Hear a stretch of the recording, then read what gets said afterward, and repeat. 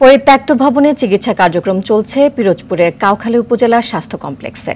নতুন ভবন নির্মাণে আদালতের স্থগিতাদেশ থাকায় বিপাকে রোগী ও চিকিৎসকরা। জায়গা কম হওয়ায় বিড়ম্বনার শিকার হচ্ছেন রোগীরা। এতে সেবা দিতে হিমশিম খাচ্ছে কর্তৃপক্ষ। রোগীদের ভোগান্তি কমাতে দ্রুত ব্যবস্থা নেওয়ার দাবি সবার। পিরোজপুর প্রতিনিধি শেখ রিয়াজ আহমেদ নাহিদের প্রতিবেদন, জানাচ্ছেন নাদিরা সুলতানা। 2022 সালে পিরোজপুরের কাউখালী উপজেলা স্বাস্থ্য কমপ্লেক্সের নতুন ভবন নির্মাণ কাজ শুরু হয়। কাজের ধীরগতির কারণে পরে ঠিকাদারি প্রতিষ্ঠানের কাজ বাতিল করে স্বাস্থ্য প্রকৌশল দপ্তর। কাজ ফিরে পেতে ঠিকাদারি প্রতিষ্ঠান কোর্টে গেলে সৃষ্টি হয় জটিলতা। আর স্বাস্থ্য কমপ্লেক্সের মূল ভবন ভেঙে বিপাকে পড়েন হাসপাতাল কর্তৃপক্ষ।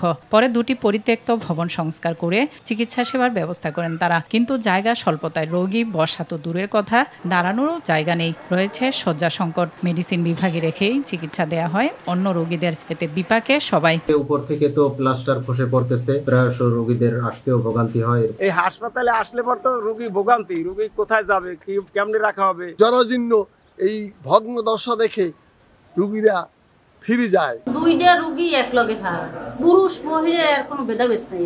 জীবনের ঝুঁকি নিয়ে পরিত্যক্ত ভবনে সেবা দিচ্ছেন চিকিৎসকরা। তাদের আশা, দ্রুত বিষয়টি নিষ্পত্তি হলে সেবার মান ও গতি বাড়বে। স্বাস্থ্য সেবা দিতে আমরা খুবই হিমশিম খাচ্ছি। আমাদের জরুরি বিভাগ যে ভবনে রয়েছে, ভবনটি অলরেডি পরিত্যক্ত।